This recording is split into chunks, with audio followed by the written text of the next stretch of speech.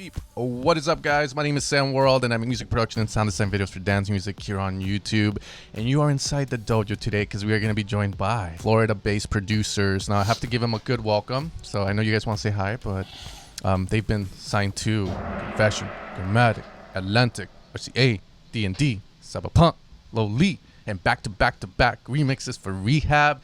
We got Los Padres. What's up, guys? What's up? What up? Hey, hey. How are you guys doing today? Good, man. Thanks for having us, brother. Excellent. Thank you for having us, Frankie. Thank you for coming, dude. That's the thing. And the best part, too, is we're also joined by the vocalist of the track that they're going to be showing. She goes by the name of Luxtides, has performed at Ultra, actually in 2022 with Afrojack. And this is all I have to say. Grammy nominated. We got Luxtides. Hi, how are you doing? Hey, I'm doing good. How are you? Really good, really good. And finally, we can't forget about this man. We are joined by SSOL from London. What's up, SSOL? Appreciate that. Bit more hype up next time, but thank you. It's okay, I'm not giving myself props, so it's good, man.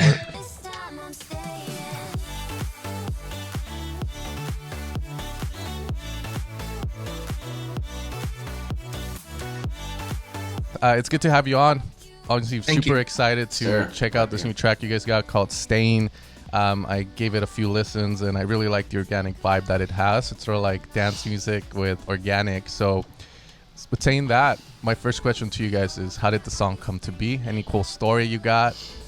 How did you guys get together? Yes. So typically every year, Gino and I like to get together like around Miami Music Week time frame and do like some writing camps. I think the last one we did was down in South Florida, where we just kind of spent the entire week in the studio and really just coming up with different vibes and stuff like that. And we just found leading inspiration into this kind of dance pop scene. Credit to like Rehab, because working close with him, you kind of understand those things. In particular to this, I think, you know, the creativity side came when we kind of just closed the door to a studio and said, look, we want to go something more organic. And this is how this came to be. Beautiful, beautiful. So, did you guys produce the track and then get Lux on it, or was it like a thing where you guys got together in the studio and all three of you and just went like, this is how we're gonna make it? Yeah. So shout out to John Sirachi, our manager, Total Smash out of New York City. He has a relationship with Luxtides' team, and I think when we were kind of combing over some demos.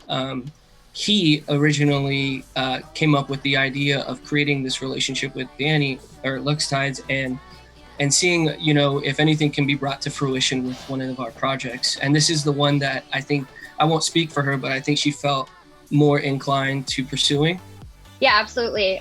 He sent me a couple of tracks, and this was the one that I listened through once, and I was like, oh yeah, this is special. I ended up just kind of writing it like right then, right there, in my little studio in Brooklyn, in my apartment. And I sent it back and we just kind of like built it from there. Awesome. What was it about the song that caught your attention? I really liked the feel of it. I'm very like as far as songwriting, like I'm very feel based, and I listened through a couple of times and I felt like this sort of like inspirational, like hopeful feeling when I listened to it, and that just really resonated with me. The way I approach music is I want to make people feel something. I want to connect with people when I'm writing, when I'm, you know, producing stuff in the studio at home. So what you're saying, it sounds very inspiring, and you know that's a great, I think, trait for a song to have. I think my wife says, you know, you make depressing music, man. Like you make more happy stuff. So Kamel and Gino, Los Padres.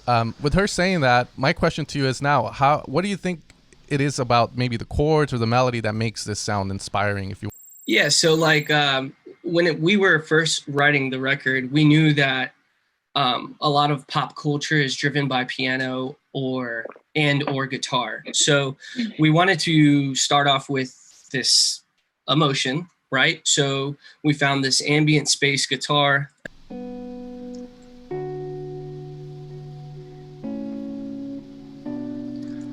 This is an acoustic guitar that we just followed the chord progression and the cadence with contact. And I think this is what drove the record. This is kind of like the wheels behind the emotion. And it's kind of got that Avicii a lo Blanc kind of sensation to it. Yeah, it's very Avicii-ish, right? So it's like...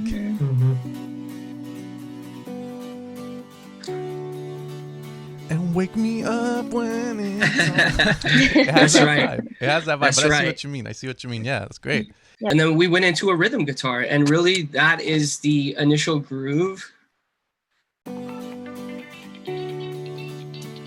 Okay, so going back to the guitars, then Yeah. Obviously the guitar sounds very ambient-y, reverb, delay, all that good stuff. So a couple questions. Obviously you have 3 guitars going.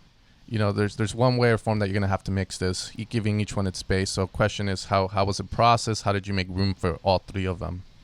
Right. Typically what I do is I'll immediately create a cleaner low end by eliminating that. Here on this EQ, you can see that it's peaking a little bit right here, and that's mostly because there's I wanted to capture that part of the sound. With the guitar riff itself, this is the shape that I ended up with a frequency shift, filter to bring that in on certain parts of the songs.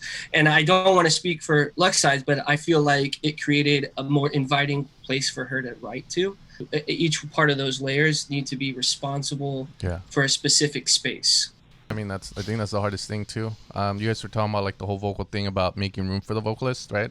But Right. I feel like that's a production thing too. No, like if you have like I'll see people putting like this synth riff, and then they want to play a vocal with it. I'm like, how is that gonna work in the mix, right? Like. Yeah, sometimes I'll get tracks that are like, there's just so much going on. There's like synth melodies on top of guitar melodies, and I'm like, how do I write over this? Because like you guys were saying, there's no space or room to do that. So that was something I really appreciated about this. You kind of left the verses wide open, and like, because the original version of the track that I got was way more kind of stripped back even than where it is now. But those are the types of tracks I appreciate. See, you've got a lot of the melodic element of the verse being run by these guitar layers, and I noticed that you've got sort of a very rhythmic guitar, one that's playing sort of more chordy things, and then I'm not sure exactly what that R guitar, how it sounds on its own. But do you sort of like have a feeling there for how you want to drive the rhythm with the melody, or is that your drum background? Right, exactly. So cadence is very important to me. It's close to me. I think it's something that I just grew up with. It's in my blood. My father is a 8-time Grammy award-winning percussionist, and he's a salsero. So he was the timbalero for a salsa band, Ruben Blades, shout out to him. Before his passing last year, they actually just won another Grammy on Sunday for Best Tropical Album. So what I'm getting at is like, I want to stay rooted, but I also am humble enough to say, hey, Luxtides, if you're not feeling this, I don't mind taking it down and I don't mind taking it away. So this was one of the layers that I think respectively she let us keep. Love that. That's kind of where that comes from. Absolutely the percussive side. So Gino, going to you, brother. Yeah. So again, Lux, she loved the song. She said it sounded very inspiring. When you wrote the chords, did you have that in mind, or was it just more of a, okay, I'm gonna have this, and it just sounded good to you, and you're like, yep, there it is? Or was there like a whole, oh, this is gonna be inspiring, and people are gonna do stuff to this song, you know? No, having that connection emotionally, like Lux was saying before, is something we wanted to keep and keep driven. So that has a lot to do with the chord progression that you have, whether that be, it's something that you're inverting and that's something that you're changing down in the second half of the song. I still wanted to keep that foreshadowing element that we had in the song tied in with the chord progression that we have and keep that emotion all intertwined together.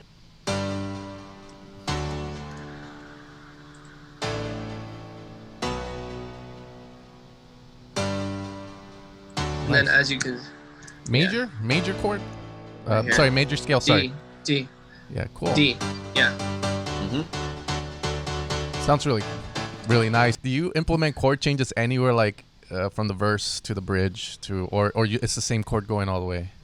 So that's where voicing comes in, right? So it could sound repetitive, and we don't want that. So it's important to revoice the chord. Check out these chords on the break, right? So Right, man. those are not the same as this.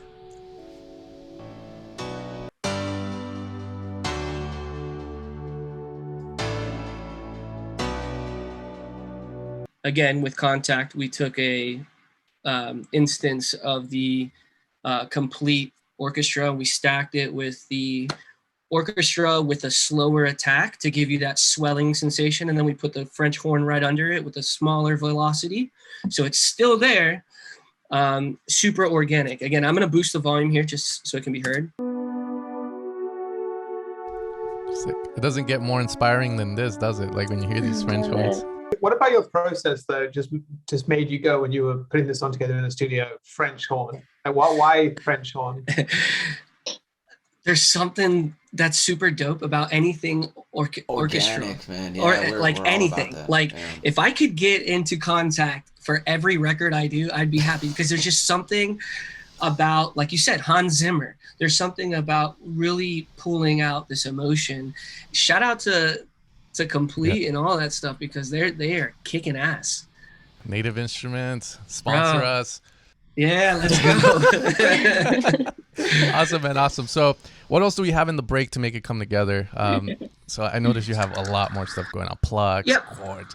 So you'll see how the this is the overall. I'll just say it out loud. Right? So when I know what the cadence is, the MIDI is going to go and be in that same cadence. That's how we foreshadow, right? Okay.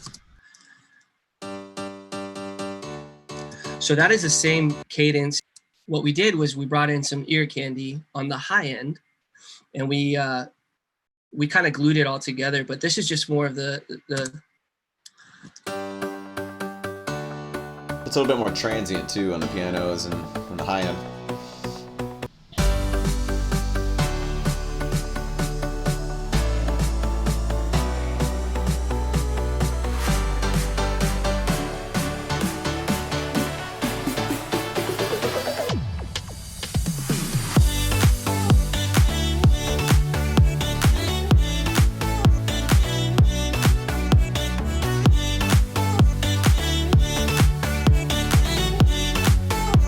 This question for Luxtides. Yeah. Okay, so this has always been something that I've had this question, so it's coming from me. So you're seeing this track right now, right? Yeah. So this is where I ask, in a dancey track like this, where would you put the verse, the pre-verse, the chorus, etc.? So that's always a question I've had, is to drop the chorus, or how do you work that? So it depends. It depends on the track and kind of what the artist wants to do with it.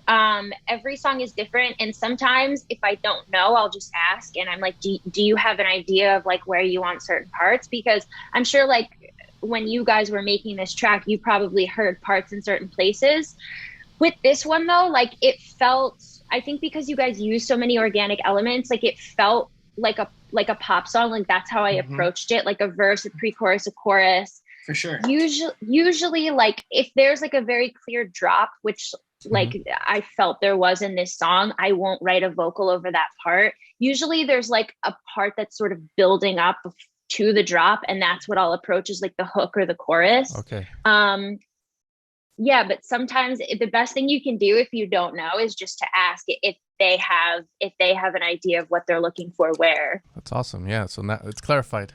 The build-up can be the chorus. There we go. Yeah, some people would say the hook, I guess. Yeah, the hook. I'm coming from the pop world, so I call it the chorus. Well, that's good. Yeah, that's good to know. That's good to know. That's always been a question I've had. Do you guys treat that as the drop as the chorus, or can the build-up have the chorus in it? I think in this one in particular, the build-up is the chorus. Yeah.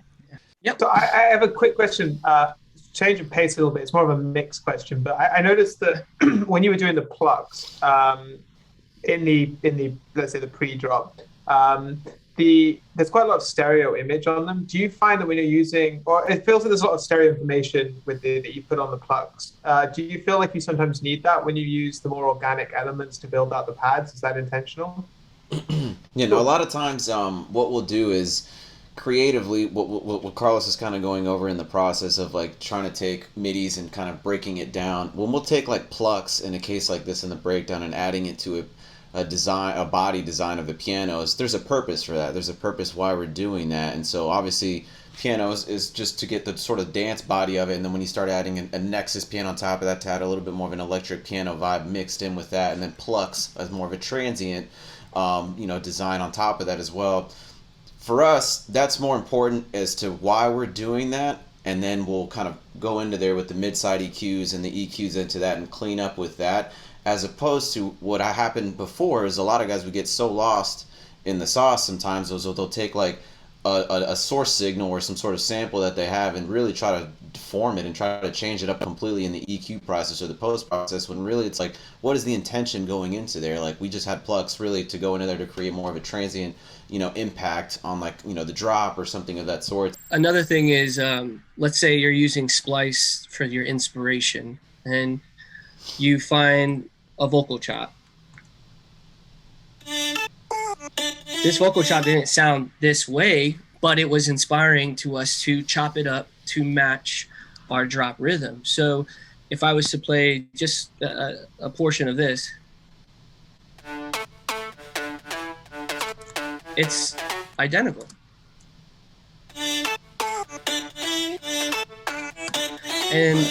And a lot of people conflict their melodies because they're not following the same thing. And I see this happen with even big guys, because it's just a part of the creative process is you want to get that concept out, and sometimes you conflict with the rhythm. And this rhythm from the vocal drop is foreshadowed the entire time. Yeah.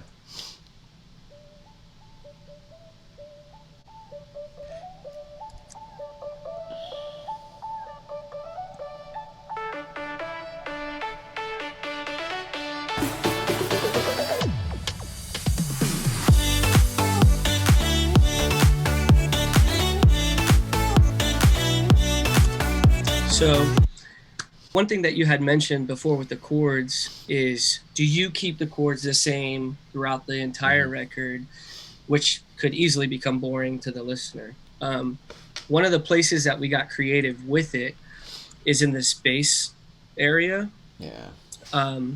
You'll see that we chose to purposely walk down the scale, okay? And that's creating a tension to return to the second portion of the hook or the drop, or however you want to listen to it. So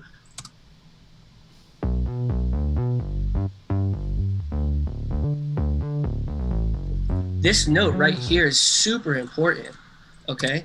So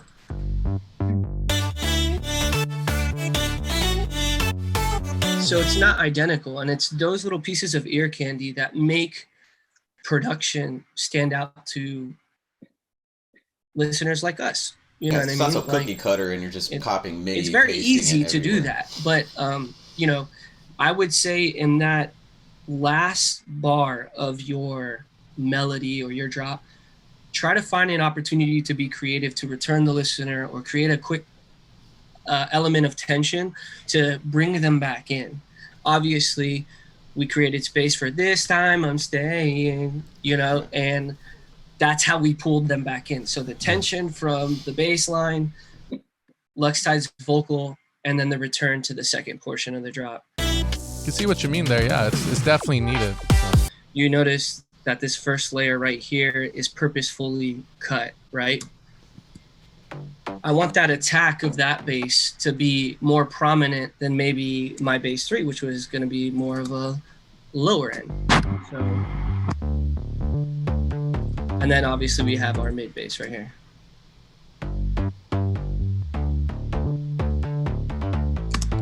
And with the gliding and stuff like that, we really were able to create kind of a swing.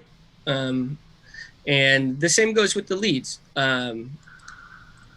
We were able to make sure that we were filling different portions of it So layering up, is there any like process you have? Like maybe Gino's like, these sounds weak, man. We need to beef it up, or Sure. There's a couple ways that we approach sort of our processing, and we try to, not always go back to just sort of keeping it simple. And so one thing, actually, these are the leads. What I'll open up here is the bass, kind of going back to that. Where I see a lot of mistakes with a lot of guys who want to layer basses. First, too many sounds, and a lot of it is duplicate sounds, and a lot of it is just like, if you take away from this, is it really doing anything? And so, like Carlos is saying, a lot of this stuff is designed where like it's all sort of it has its own impact for the sound selection, but also matching your envelope settings, which is something I see a lot of guys doing, or not doing, I should say, which is really, really important. A lot of guys focus more on like preset patches and finding these sounds and whatnot, but what they don't realize is like, something you've emphasized too is like the patch or whatever it's in the preset is not always like what you're going to be glorifying it to be used in your mix. Sometimes you have to kind of trim it and mold it to what you need it to be.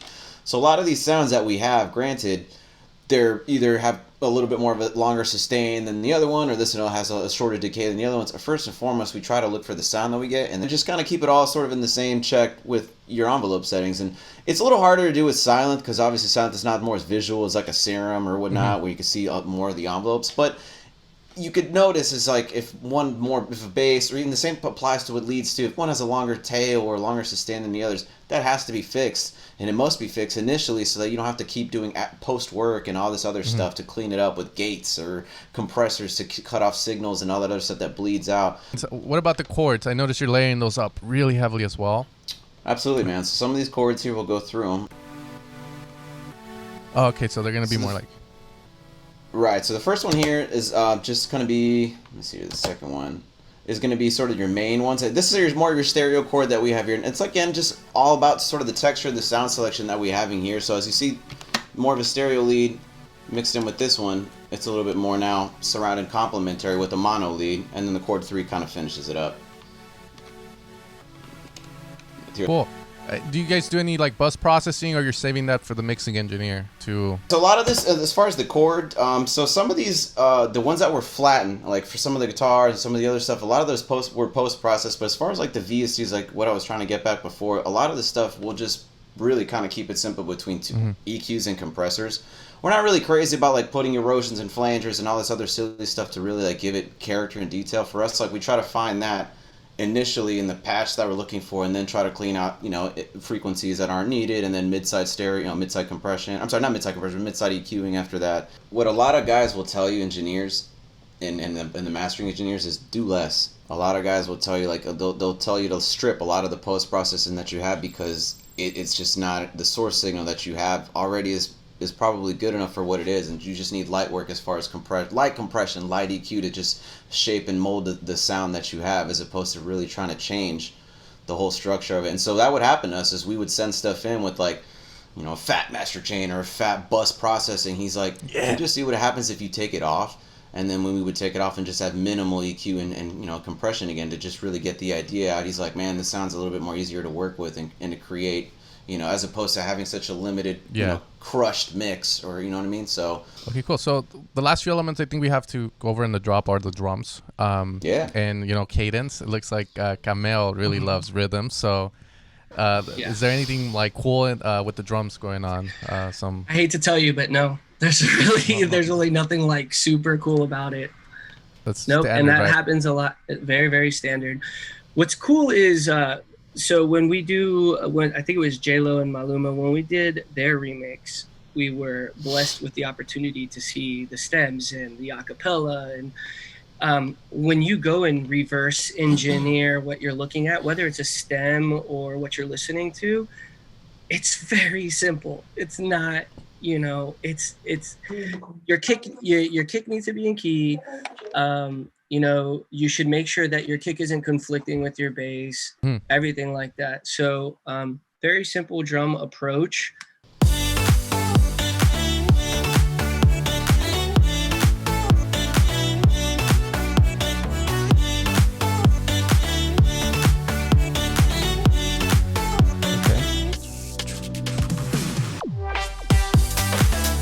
That's a sick kind of like transition. I like that. When we're going through how we decided to do this, you got that kind of rhythmic UK style, Yeah, I like that UK offbeat snare, you Or know. break beat a little bit. Wub, boom, wub. Yeah, it's like AC Slater-ish, right? Like the night bass. Yeah. I love that stuff too. Yeah. I heard it in the track. I was like, yeah, garage. Yeah, I like the snare. And you could see where we're using the gate right here on that loop. That again, you got to know your sample library. Right. You got to know where you want to go and navigate that stuff. So I could have it fully open, but we're using our ear to trying to figure out where that gate could really make everything feel nice and clean. So I think this is my last question for you guys before we get to the vocals. Yeah. Arrangement wise, I think one of the biggest issues most producers have is creating variation, and that's why I think it's more of an arrangement thing, right? So in a quick way, if you want to go through the track, if you can tell us like, okay, we decided the variation here is this, and break, we introduce this, blah blah blah. You get it? Because what makes the first break different from the second one? First Right. drop different from the second drop, if any, right? So there's definitely significant changes. So here in the intro, it's just the ambience coming in. The verse is gonna really start to drive in the rhythm.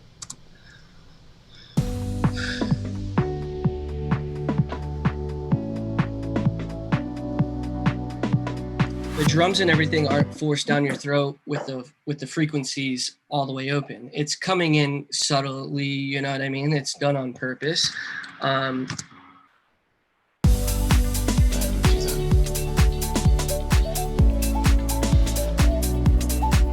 Verse again. foreshadowing the melody too, right? Like, kind of Right, you can hear that in the whistle right there. Yep.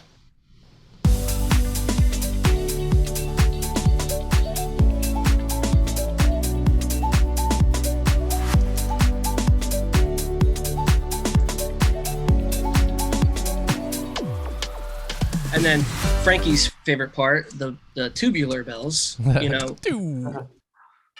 we wanted to, again, find something that was going to make this, quote unquote, marry everything together. It's ironic that it's like a church bell, but it's literally from WWE. Yeah. Undertaker. Just rocking the old bell. So the bell, per the arrangement, is that piece of ear candy that is pulling you in. Because if you take it away, it kind of sounds a little repetitive. So the introduction of a new sound. Right. And here's the secret. The tubular bell isn't used in any other part of the song except the It's just build. there. Because that is, oh my gosh, I heard something that I didn't hear for the last 16 bars. Something, it may continue, it may not. And it's cool. It's always hard, right? Things like the whistle must have come in post getting the vocals back. I correct. Guess, Correct. Yeah. So it would filter in straight through. And then you can see the foreshadowing of the vocal here, just pitched it up.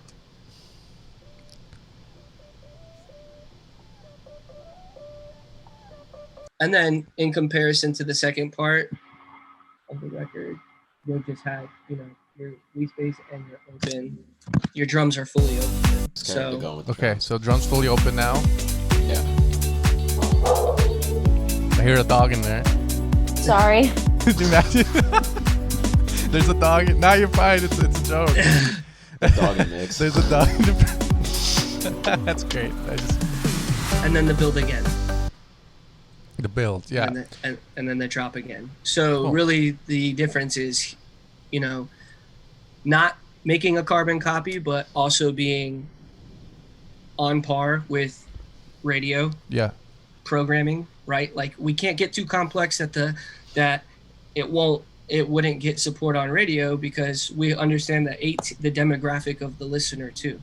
Second drop, is anything different, or do you guys believe, okay, it's pop, it has to repeat so to stay catchy? Nope, it's pretty much the same.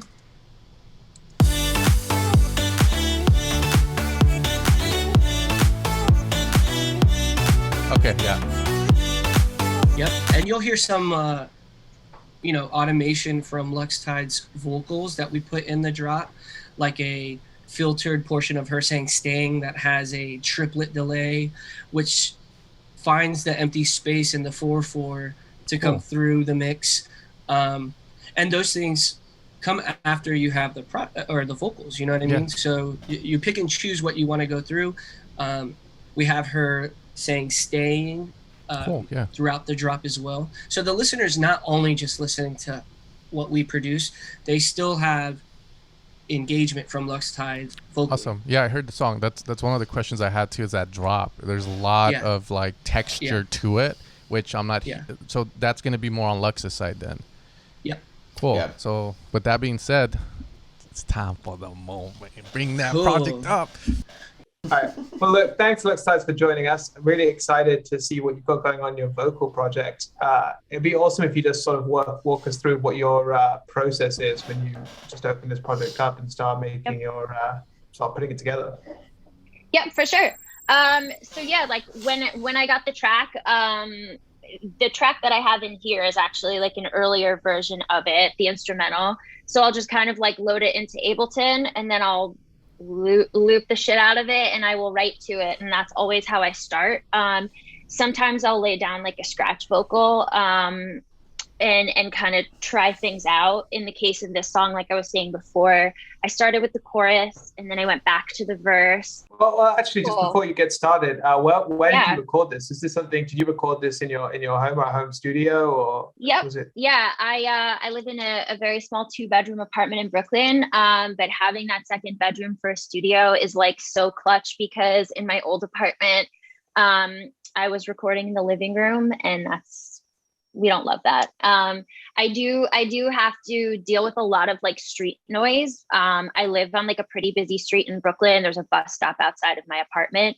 So like that's something that I've had to kind of like figure out how to sort of temper. I have like a pretty like good sized closet right next to me here that I'll kind of stand halfway in. I've got like a shield around my microphone to help with some of the noise, and with like the door closed, it kind of works. I guess we'll talk about maybe my vocal chain that I kind of have like a standard one that I throw on everything.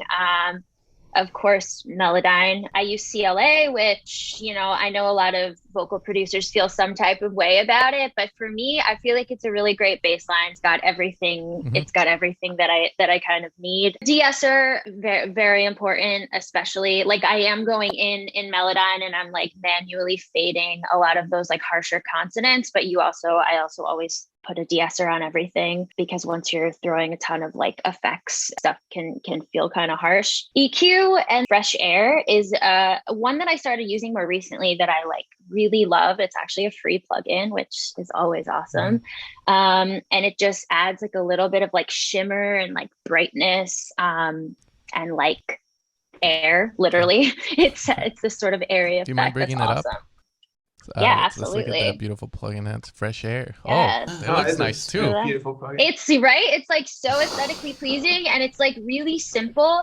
You're just adding a little bit of mid presence, and you're just adding a little bit of high sparkle, they call it. We love a high sparkle. Every project is slightly different, but like I use these plugins as sort of a baseline, and then I kind of mess with the levels, and you know, some songs call for more reverb and some call for more compression. It just kind of depends on the song. Do you feel like now you're producing the mixing your own vocals? Do you feel like that is forming part of the brand of your vocals? Yeah, absolutely. So it kind of depends on the song. I think because I'm newer to vocal production, it's like hard. Like I don't know that I would say like I'm a mixer yet. Like, but I did recently do another song where they did keep my vocal chain, which was like really dope for me. But I'm pretty chill about it. If the producers want dry stems, like I'm more than happy to send them. But I will like with Cameo and Gino, like, you know, we would kind of talk through this, like the mix on it, the sound on it, kind of finding, I think, the balance between like the sound that they like and the sound that I like. I really like to be included in that mixing process if they're not using my chain. But I think in the same sort of token, it's good to send both wet and dry stems so that they have my my effects as like a baseline of like, okay, this kind of sounds good on her voice, so we can do something that lives in this same area. But yeah, I don't think I'm like too precious about it yet at this point. For me, I just really like, It's coming. I just really like, you know, being in the studio, like recording myself, like having that level of control, whereas in the past I didn't have that. Like that for me is kind of everything. Running away is so easy when nobody follows through. Trying not to let you in, but I think you might be different. What was our very I've been first lying, trying to trick my head, but my heart is just not listening. Your whiskey over ice, bringing me back to life. You showed up right on time, yeah, I was fading. You're burning right through me, a technicolor dream. I'm done with in between, this time I'm staying. Cool. I think the harmonies may have been dry in there, but everything else had the effects on it. Recorded the verse. Actually, in the beginning, I sort of fell off the end of the phrases. So we've got running away is so easy when nobody follows through. But I was going like follows through. And I kind of hit Cameo, and I was like, I feel like it needs to be like straighter. So I ended up sort of recutting like the ends of those lines. I have on the pre, I've got harmonies, and on the choruses, as far as the layers, I always will do like a high and low octave that I'll just make like right in Ableton. I think it adds like a lot of thickness and just like a lot of texture. It just makes it sound bigger. I tend to have like, I don't have like one of those big, huge, like belty voices. So I really like sort of like thickening it up with more than just plugins. Course, I double everything too, and I'll always do a harmony on the chorus so I can play these kind of layers for you guys to hear. I've been trying not to let you in, but I think you might be different. I've been lying, trying to trick my head, but my heart is just not listening. Your whiskey over ice, bringing me back to life. You showed up right on time, yeah, I was fading. You're burning right through me, a technicolor dream. I'm done with in between, this time I'm staying. Yeah. A lot of layers in there. I saw in the like pre-chorus, you were harmonizing like every other phrase. Is that Is that more of like just a tasteful decision not to be harmonizing the whole way through, or is there anything else apart from that? Yeah, I think that's something that I've kind of learned. Like the more songs I'm vocal producing myself, it's like figuring out where the harmonies feel good. A lot of times in the pre-chorus, that's something I like to do, where I'll either come in with the harmony and then it ends without, or vice versa. I think it just sort of like helps build. And then usually on the chorus, I'll end up harmonizing the whole way through, as well as doubling, and then the high and the low octaves. Sometimes on the pre-chorus, I will throw like a low octave too, but in the case of this one, I felt like it didn't really need it, because it does have a little bit of that more like organic, like folky sound. I sort of approach this one simpler than I do with some of the other dance records that I'm making. But yeah, I feel like it's like figuring out where the harmonies feel good and kind of trying things out. You, where I asked this about the drop, but for you, where's the magic in these vocals? I would say, I think probably where that rhythm changes right at the end of the chorus. That to me was like when I figured that sort of piece out, I was like, oh yeah, this feels like a song. Like now this feels like a chorus. It feels like a drop. Your whiskey over ice, bringing me back to life. You showed up right on time, yeah, I was fading. You're burning right through me, a technicolor dream. I'm done with in between, this time I'm staying. while we're at it, do you mind going through the vocals? Like, you got a big stack on the chorus. Yeah, absolutely. Yeah. So these are, so they're different takes. These are the printed wet vocals. So this is like the lead. Your whiskey over ice, bringing me back to life. You showed up right on time, yeah, I was fading. You're burning right through me, a technicolor dream. I'm done with in between, this time I'm staying. Your whiskey over ice, bringing me back to life. You showed up right on time, yeah, I was fading. You're burning right through me, a technicolor dream. I'm done with in between, this time I'm staying. It's wild. Your whiskey over ice, bringing me back to life. You showed up right on time, yeah, I was fading. You're burning right through me, a technicolor dream. I'm done with in between, this time I'm staying. Your whiskey over ice, bringing me back to life. You showed up right on time, yeah, I was fading. You're burning right through me, a technicolor dream. I'm done with in between, this time I'm staying. That's where the one. I'm just using Ableton. I know that there's like plugins that might do a better job. But because, a lot of the time I'm not necessarily mixing the final vocal, for me, it's just kind of like a way to listen back. So I'll make those, and then I'll usually slap some more reverb on the high and low octaves, just so they feel a little bit wider. And I turn them way down, and it just adds that little bit of like texture for me. So then from the chorus, so you got the verse, the pre-chorus. So as a producer, that doesn't really work with vocals that much. Is there anything you're doing in essence, like your verses sound a certain way, and then the pre-chorus sounds a certain way, and your chorus, and if you can also explain what the sections are for. Running away is so easy when nobody follows through. I've gotten used to the lonely, but I could get used to you. So just kind of like approaching that like super chill, super breathy.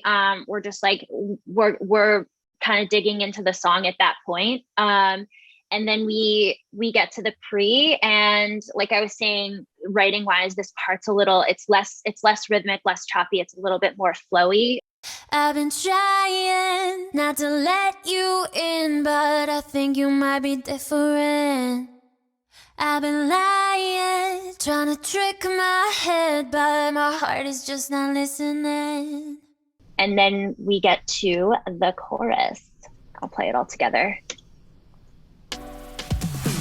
Your whiskey over ice, bringing me back to life. You showed up right on time, yeah, I was fading. You're burning right through me, a technicolor dream. I'm done with in between, this time I'm staying. Yeah, and with this section, just like a little bit more power behind it, a little bit more intensity, and just making it feel like that hook, like that chorus. That's where I'm like kind of going all out as far as like the way that I'm approaching the vocal. So most of the people watching this are going to be watching from a productions point of view, as Frankie mentioned. So with that in mind, I was wondering if you could give some top tips for how producers should look to work with vocalists, like sort of maybe 3 top tips for producers, how to work with vocalists in a professional, productive manner. And then also, without naming any names, if you have any like horror stories or anything you can share as well, like. I don't know if I have any horror stories. I feel like generally I'm really trying to work with guys like Los Padres who are just good people who respect my role as a vocalist, as a writer, as a vocal producer, and who listen to me. I think like the main tip that I would say is just talk to your vocalists, like talk to them about the writing, talk to them about what they're looking for as far as the vocal mix, and like keep them involved in the process. Because like for me, I think the worst thing is feeling like I have no control. Like it's a weird, like these dance music is highly collaborative. So it's sort of a weird thing to be like, in my studio, I'm recording, I'm writing this song, I'm recording these vocals, and then I'm sending them out. And sometimes I guess you could get back something that sounds nothing like what you originally sent out. And that's like a very scary feeling, that because there's like a lack of control there. Yeah. I'm like, well, where I know that I recorded all of these layers, like where's my doubles in the chorus? Like where's my harmonies on the pre-chorus? Like what happened to those pieces? Yeah. So I think my favorite people to work with are the ones who are involving me in the process. And you know, sometimes I'll hit people up and be like, okay, what do you think about this part? What do you think about the writing here? Or like, do you think we need another harmony here? And that was very much how this process with Los Padres was. And because of that, it ended up being like really easy for me. Like I felt like my voice mattered, my opinion mattered, and that's just so important. Good tip. Because it's a collaboration, right? At the end of the day, Yeah. like, and you want everybody to feel heard and represented in the final product.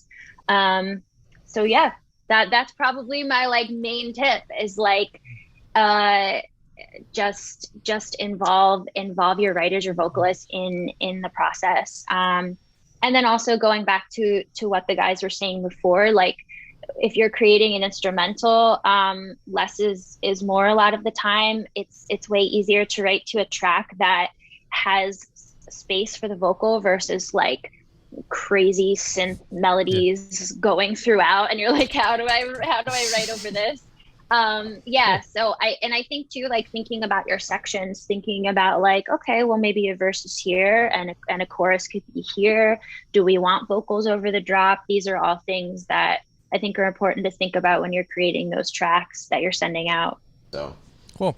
I did notice like she had like a vocal verse, I think on the drop midway, right? Or it's just like the hook. So this is just the hook. So I can play this for you. This time I'm staying. Okay. Yep, and then That's we've got it like again. This time I'm staying. I'm curious because I don't live in the world of top liners as much.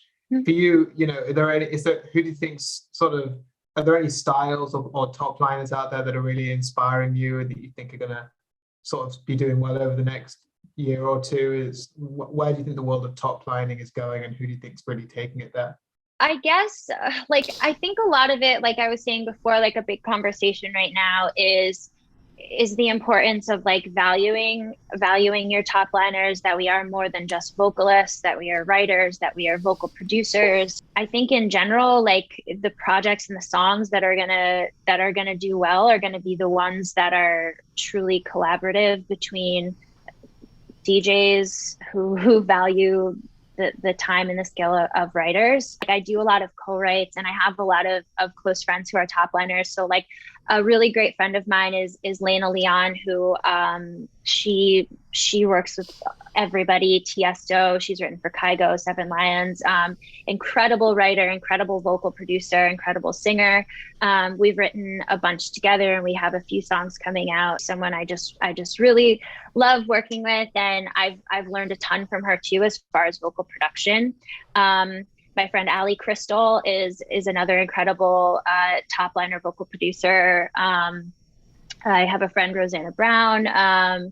Trying to think of who else. I've worked with April Bender, who is amazing. I just met Sarah DeWarren at Ultra. She's another incredible top liner. I think it's like it's cool too, because like I think a lot of top liners tend to be women, and I think I really like dance music in the sense that it's very collaborative, and we're all very supportive of each other. And I think that's like really important. And I'm coming from more of like the indie pop world. That's where my roots are. And that's what I was doing for many years before I migrated to doing dance music. But I really love like just this super supportive like community of female top liners that I've found since I've started in this genre. It's really cool. Yeah, thank you so much. Yeah, I'm how do you say it? I'm honored, and I don't know if humbled is the right word. It's like we have Yeah, Frankie's never humble, so that humble Yeah, Frank's never humble. We love I'm- being I'm- humbled. I'm super humble, dude. What you talking about? I ain't showing you guys my sins. Look, this is what's up. Nah, just want to hear about, you know, what stuff you've got coming up, anything you want to promote quickly. So Gino, first with you guys in Los Padres, what you guys got anything you want to, I mean, obviously this project, but is there anything else you want to draw attention to? So without saying too much, and giving it all away, we are changing a little bit of our characters, sort of with our sound a little bit, and that's something that we tend to do seasonally a little bit. When we came out with Los Padres, we were just strictly bass house, and then we went a little bit more pop, and then we went to commercial, like super happy, and then we went a little bit more festival, and now we're gonna try something that's not been done in our previous things. And it's gonna be exciting, man. It's good. We got some collaborations with some vocalists, some artists, some DJs as well. So it's really exciting, man. It's gonna be a good summer for us, and shows too that we'll be announcing real soon. So Sweet, looking forward to it. yeah, man. Luxtides, is there anything you've got coming up that you want to talk about? Kind of the same boat where I can't unfortunately like totally talk about it yet, but I've got a couple of songs coming up next month that I'm really excited about. Some really exciting collaborations, and just kind of hunkering down and working on a ton of music in my apartment here. It's one of the hardest things about working in the industry sometimes. It's like you get all I this know. crazy good news sometimes, and the only people I that tell know. is like your mom, you know. And it's like, yeah, I got this going on. We can tell. Just you, buddy. That's it. You hold this secret. No, that's it. But yeah, so. Yep. all right. Well, first of all, let me say, Los Padres, thank you for coming on and showing your amazing track. We lost one, Dad Duties, but it's cool. I can relate. Dad Duties. He's It on the happens minivan sometimes. picking up his daughter, which is amazing. And then we got Lux. Thank you so much for coming on. Congrats on the Grammy nomination with David Guetta and Thank Afrojack. you. It's awesome to have you on, by the way. That's why I was like very grateful. Thanks so much for having Yeah, me. thank you. Thanks Thank for you for having showing me, us man. everything, Yeah. showing us what you guys got. And with that being said, that has been in the dojo with me and Soul. And you guys have a great rest of your day.